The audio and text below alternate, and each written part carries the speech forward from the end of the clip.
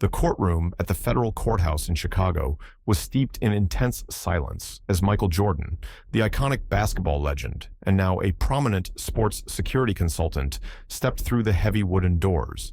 His hand gripped the leash of Bruno, a German shepherd with a long, jagged scar running down his left flank. Every eye in the room turned toward him as he made his way to the center, his steps both hesitant and resolute. Bruno, with a calm yet vigilant demeanor, paced steadily beside him, ears perked as if ready to detect anything out of the ordinary. Michael was no ordinary witness. He was here overseeing the trial of Victor Grayson, a former NBA executive suspected of leaking sensitive league strategies to a rival international sports syndicate. His role was to ensure proprietary information remained protected, but the situation held a significant unknown. Could he uncover something others had missed? Before diving into the story, comment where you're watching from and don't forget to subscribe so you won't miss the latest stories. Judge Daniel Harper, a seasoned legal veteran with silver-streaked hair, leaned forward slightly, observing Michael with a calm yet piercing gaze. He understood the case carried exceptional weight for the sports industry, a conspiracy threatening the integrity of professional basketball. Across the courtroom, Victor Grayson sat at the defendant's table, his face eerily composed, almost smug. At 50, he had once been an unremarkable league analyst, but now stood accused of selling confidential playbooks to a foreign entity. Grayson was arrested after a tip indicated he attended a clandestine meeting with syndicate operatives, yet his defense was formidable. No concrete physical evidence, no confession, and his legal team was primed to dismantle every accusation. But then an unexpected moment unfolded. As Michael took his seat, his sharp brown eyes met Grayson's. His fingers trembled slightly as he made a subtle gesture, a secret signal only those with rigorous training would recognize. It was the cue he had coordinated with Bruno, a dog trained by Jordan's personal security team to detect listening devices and unusual behavior. Only two figures in the room caught the signal: Bruno and Judge Harper. Bruno's reaction was instantaneous. As Michael's fingers tapped lightly on the table, a silent command, the dog's body stiffened, ears pricked, muscles coiled like a spring ready to launch. A low growl rumbled from Bruno's chest, a sound both warning and menacing. His golden brown eyes locked onto Grayson, unwavering, their intensity almost piercing. The reaction sent a chill through the courtroom, murmurs rippling through the onlookers. Bruno's behavior wasn't merely that of a trained dog. It was something deeper, almost primal instinct. Judge Harper slammed his gavel on the bench, the sound echoing like thunder in the room. "Court is recessed for 15 minutes, he declared, his voice carrying a rare urgency. Prosecutor Anna Reynolds shot him a questioning look, but Harper didn't respond. Instead, he glanced at Michael, who stood beside Bruno as if the dog were his steadiest anchor. Something significant had just happened, and he needed time to process it before proceeding. As the courtroom emptied, Harper remained in his seat, his mind racing. In all his years on the bench, he had never seen a trained dog react with such uncanny certainty. What had Bruno detected, and more crucially, what did it mean for the case? Outside in the hallway, Michael knelt beside Bruno, his hand gripping the dog's fur tightly. His longtime friend and former teammate, Charles Barkley, bent down beside him, brushing Michael's shoulder with a steady hand. "You okay, man?" he whispered. Michael didn't answer, but he didn't need to. His grip on Bruno tightened, his body pressing against the dog as if seeking comfort. A few steps away, FBI agent Ethan Brooks observed the scene. A seasoned investigator, Brooks had a keen instinct that had cracked numerous high-stakes cases. Now, that instinct told him the courtroom incident was a turning point. He approached Judge Harper, his voice low. "I'd bet my badge Bruno picked up something off about Grayson." Judge Daniel Harper exhaled slowly, his deep blue eyes narrowing, their sharpness cutting through to the truth. "Then we need to figure out what it is," he replied, his tone unshakably resolute. In the defendant's private room, Victor Grayson sat across from his attorney, Thomas Reed. Alone now, the smugness on Grayson's face melted away, replaced by a cold, calculating edge. His fingers drummed incessantly on the wooden table, his mind replaying the courtroom moment. Michael hadn't said a word, but that dog had reacted. "He knows something," Grayson muttered under his breath. Reed raised an eyebrow. What? Grayson forced a strange smile. Nothing, he said, but his mind was in chaos. That damn dog. He hadn't counted on it being a problem, but now Grayson realized Bruno might be the key to unraveling his entire scheme. As the 15-minute recess neared its end, Judge Harper adjusted his robe and took a deep breath. He didn't believe in coincidence, and his gut told him Bruno had just handed them a critical clue. It was time to dig deeper. For the first time since the trial began at the federal courthouse in Chicago, he felt the momentum shifting. The courtroom buzzed with tension as everyone returned to their places. Victor Grayson, the former NBA executive accused of espionage for a rival syndicate, sat motionless at the defendant's table, his eyes now betraying a flicker of unease. Prosecutor Anna Reynolds prepared to resume questioning, but all attention zeroed in on Michael Jordan and Bruno, the German shepherd with the long scar along his left flank. Bruno was no ordinary dog. He was specially trained by Jordan's security team to detect listening devices, explosives, and erratic behavior. His presence in the trial wasn't just symbolic, it was a top-secret security measure Michael had insisted upon. Anna Reynolds stepped forward, her voice sharp, yet composed. Your Honor, we have evidence that Mr. Grayson communicated with syndicate operatives for months, passing classified NBA strategies. She presented a stack of documents, but Thomas Reed shot to his feet. Objection. This is speculation, Your Honor, Reed said smoothly.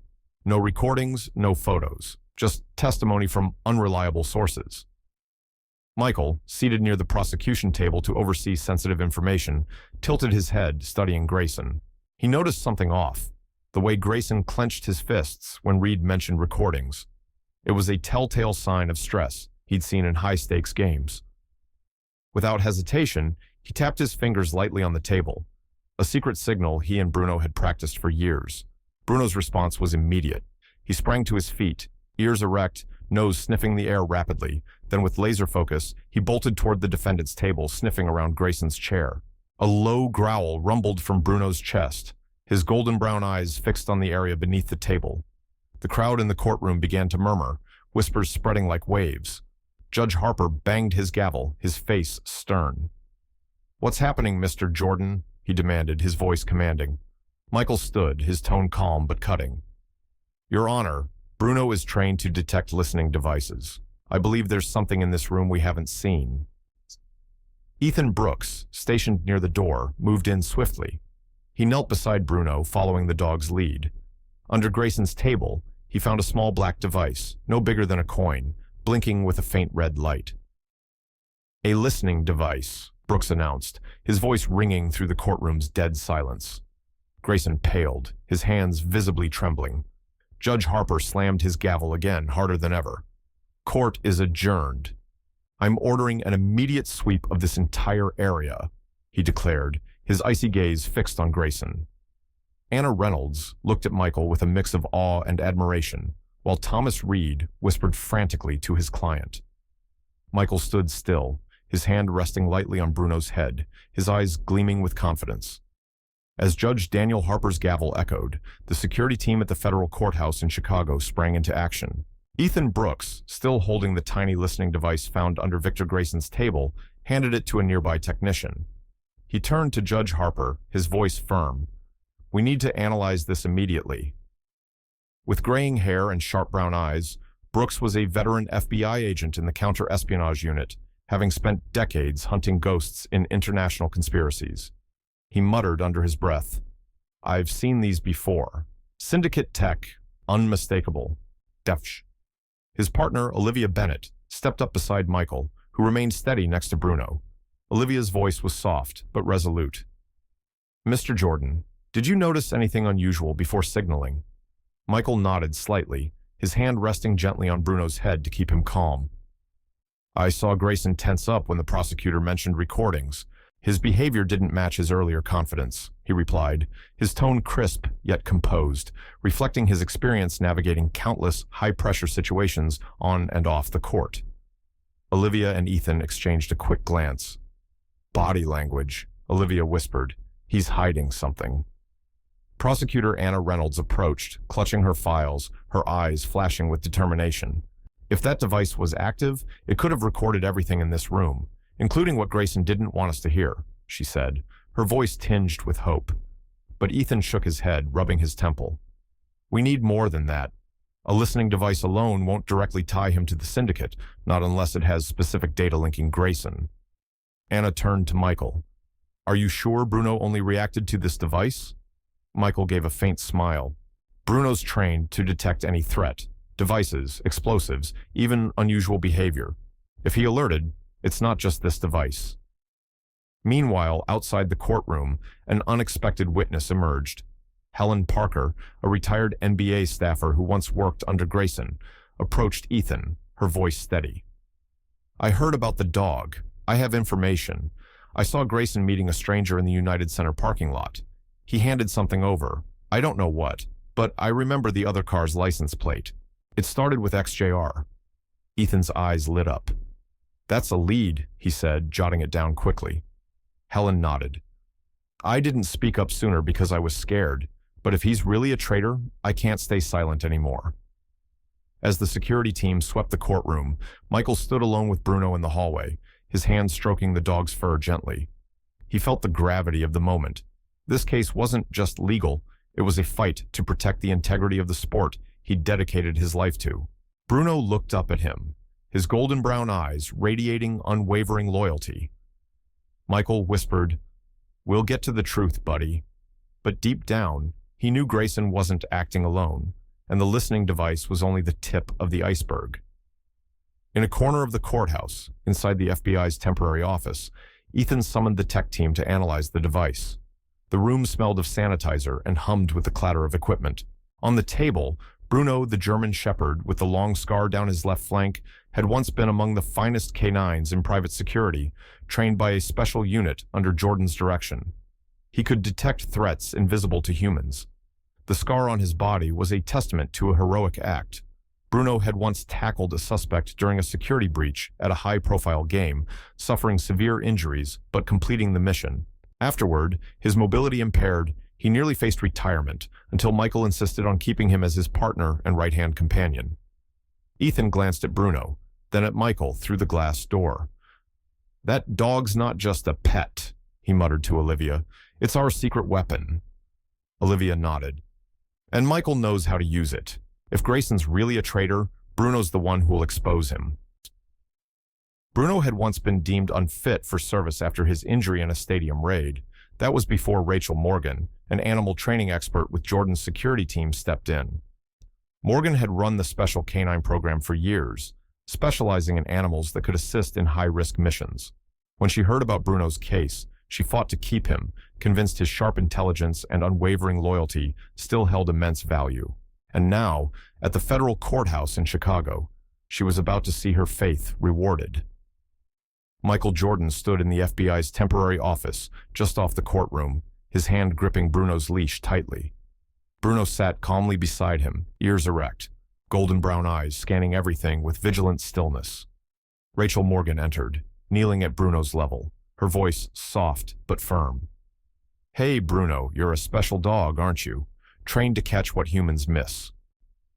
Bruno didn't move, just stared at her, his presence steady and unthreatening.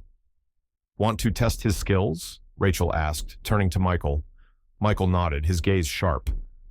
I saw him react in the courtroom. If there's anything else off, Bruno will find it. Rachel gave Bruno a small command. Search. The dog rose instantly, nose sniffing the air, then moved slowly toward a corner of the room. Michael watched, his heart beating faster, as Bruno paused near a chair, his nose pressed close to the floor. Rachel nodded at Michael. If you're ready, give the signal. Michael tapped his fingers lightly on the table, the secret signal he and Bruno had trained with together.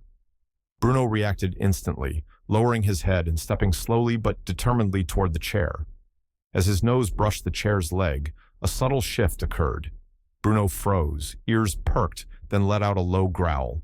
Ethan Brooks, standing nearby, rushed over immediately.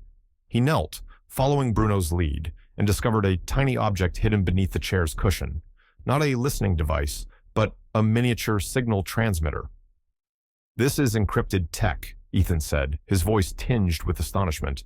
It could send data out without anyone knowing. Anna Reynolds, the prosecutor, entered the room, clutching a stack of files, her eyes lighting up at the new find. "This is the evidence we need," she said, her voice trembling with excitement.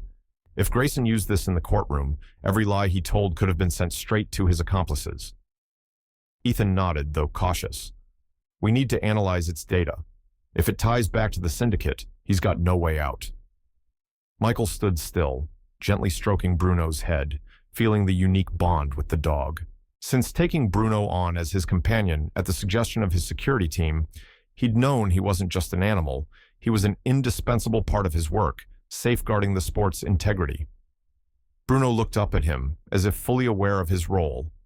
In the days that followed, Bruno and Michael became inseparable.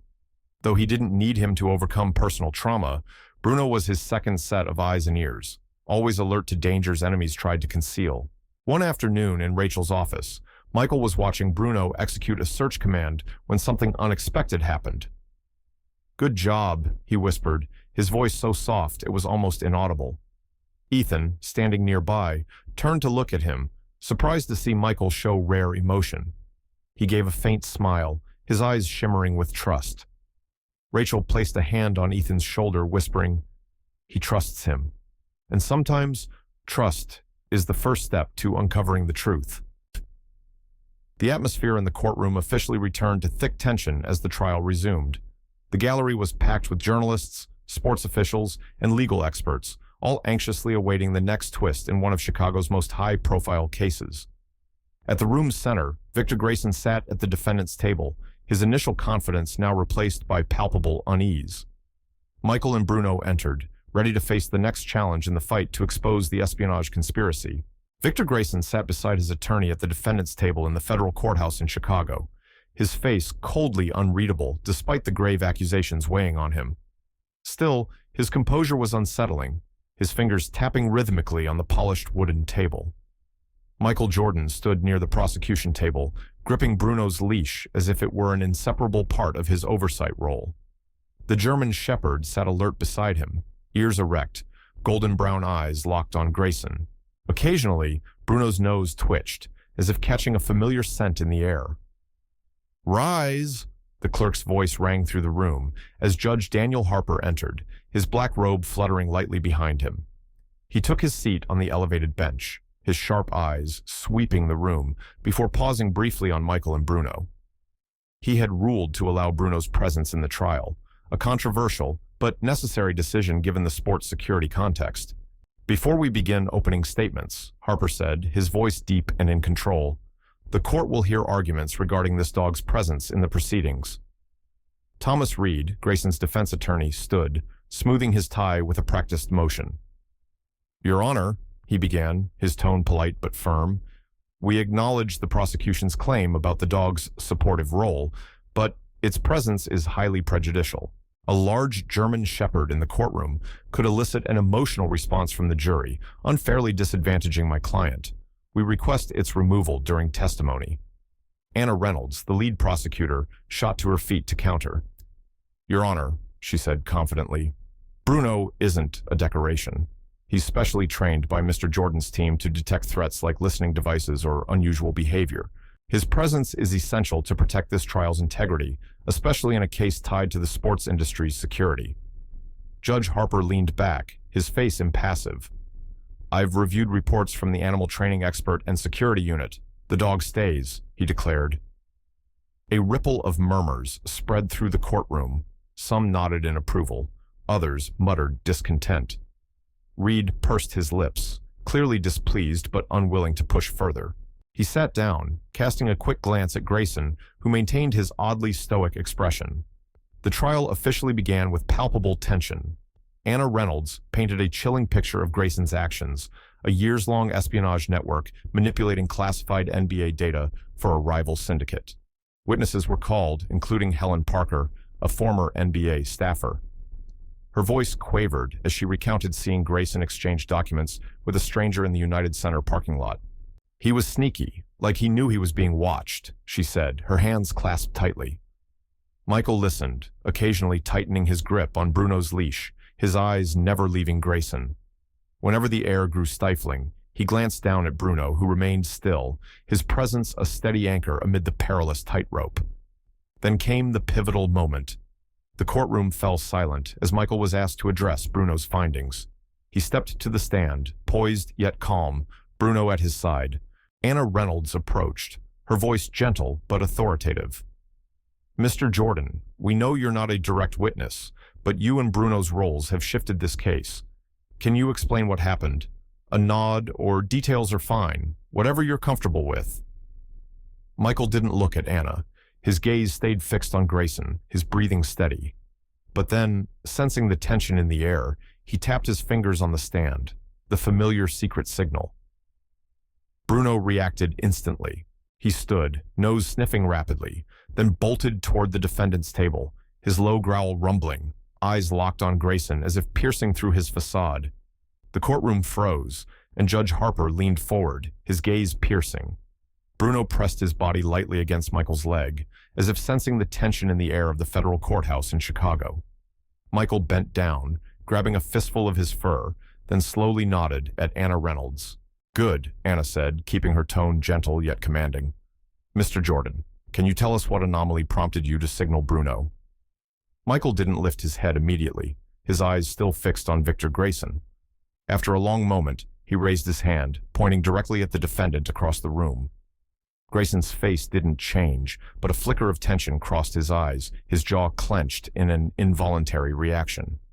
Thomas Reed, the defense attorney, leapt up to object. "Your Honor," he said urgently, "this is baseless. Mr. Jordan isn't a direct witness, and pointing like this is unreliable." Judge Daniel Harper raised a hand, cutting him off. "Objection overruled," he stated firmly. "The jury will assess the reliability of this information themselves." Anna pressed on, her voice still calm. "Mr. Jordan, did Mr. Grayson do anything to raise your suspicion?" Michael didn't respond verbally. Instead, he made a small hand gesture, the familiar secret signal Bruno knew well. The German shepherd reacted instantly, ears up, muscles taut, a low growl rumbling from his chest. It wasn't aggressive, but a clear warning. Bruno's reaction jolted the courtroom. Judge Harper leaned forward, brows furrowed, while Thomas Reed shot up again, his voice sharp. "Your Honor, I object. This is cheap theatrics."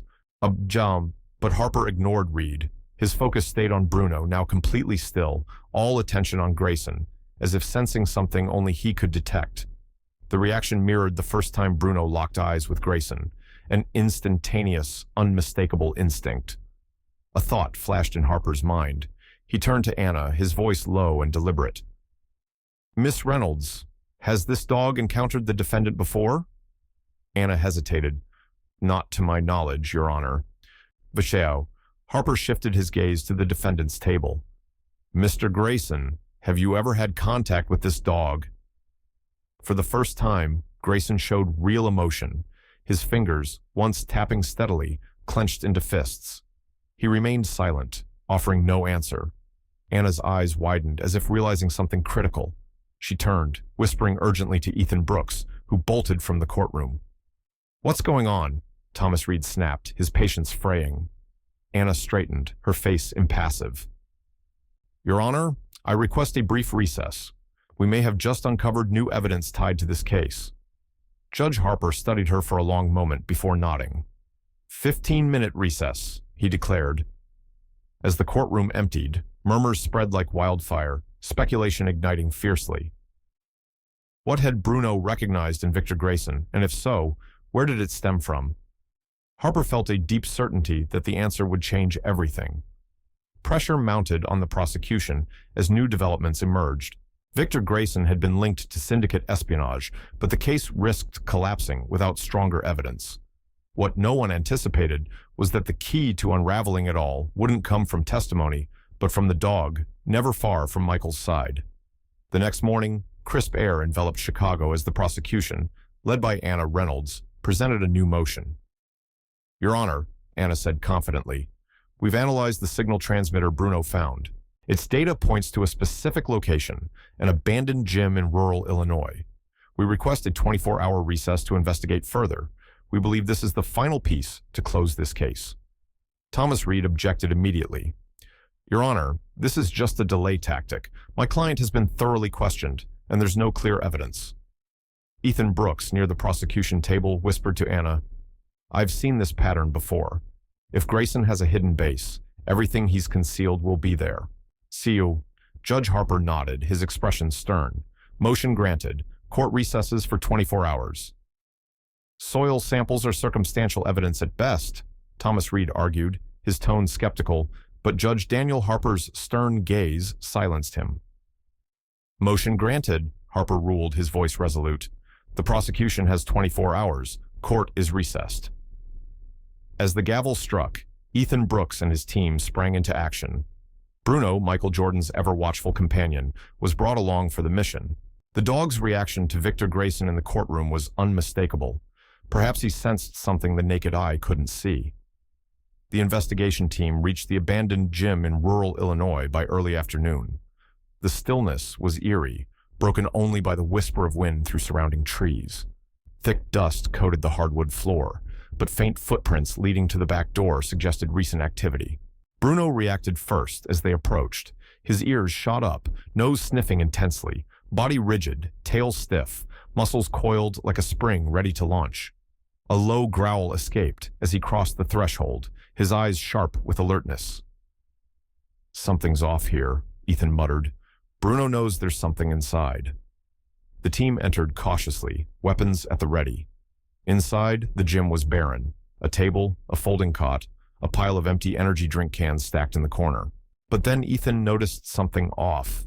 The wooden floor near the back wall had an unnatural seam, a faint indentation that seemed out of place. He tapped it, hollow. There's something under here, he said, his voice firm. With swift precision, the team pried up the plank. What emerged chilled them all. A narrow staircase spiraled down to a hidden basement. The air grew cold and damp as they descended, dim light revealing a horrifying scene. Old electronics, computer hard drives, tattered documents, and in the far corner, a small, tightly locked safe. Bruno strained at his leash, whining as if sensing the gravity of the discovery. Ethan rushed forward, using a tool to break the safe's lock. Inside was an encrypted hard drive and a stack of papers, code names, dates, and transactions, detailing NBA strategy transfers to the syndicate. This is it, Ethan said, his voice trembling with excitement. We've got direct evidence against Grayson. He clutched the hard drive, knowing this espionage nightmare was nearing its end, though much remained to be unraveled. Back at the federal courthouse in Chicago, news of the find spread like wildfire. The courtroom was packed as Anna Reynolds prepared to deliver a decisive blow to Victor Grayson. Judge Harper allowed the new evidence, the hard drive and documents, into the record, alongside data from the signal transmitter Bruno had previously uncovered. Mr. Grayson, Anna said, her voice sharp as steel, how do you explain classified NBA documents found in a gym directly tied to you? For the first time, Grayson showed panic.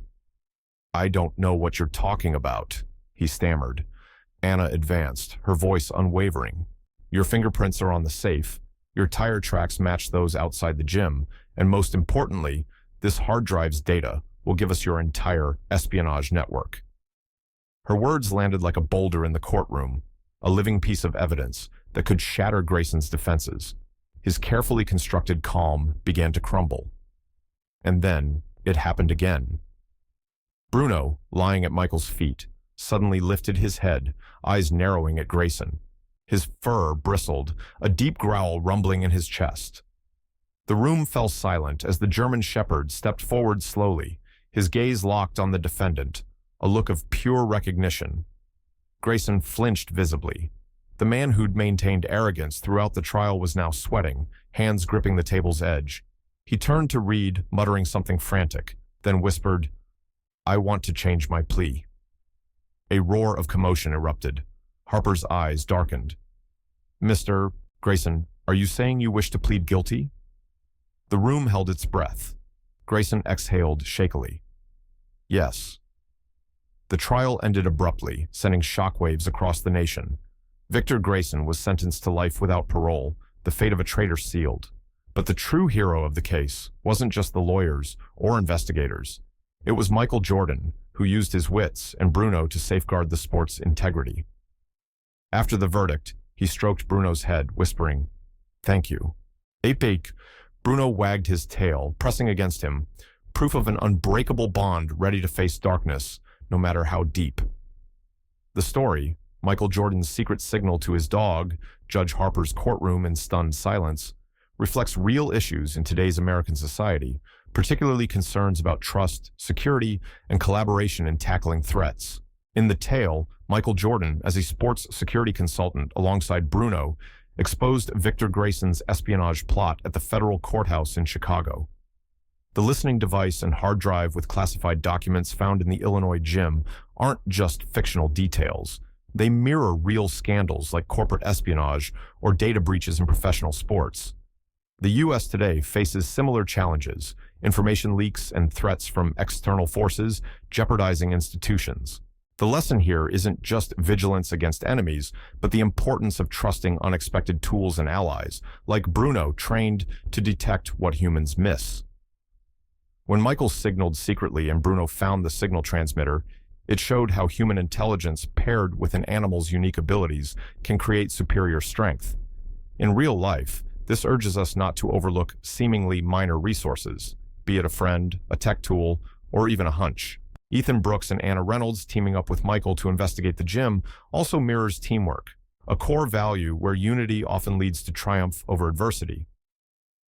Specific advice: own your observation skills like Michael, always ready to act when you spot something off, like he did when Grayson tensed. At the same time, build and trust your team, whether it's colleagues, family, or a loyal dog like Bruno. In an era of manipulated information and lurking dangers, blending personal sharpness with support from those around you will help you not just survive, but prevail, much like how Michael and Bruno protected the sport from Grayson's scheme. Remember, even in the tensest moments, a small action, like Michael's fingertip, can shift the entire game. Thanks for following Michael Jordan and Bruno's thrilling journey to unmask an espionage plot. Subscribe to the channel so you don't miss more gripping stories. See you in the next video, where we'll keep exploring mysteries and lessons from modern America.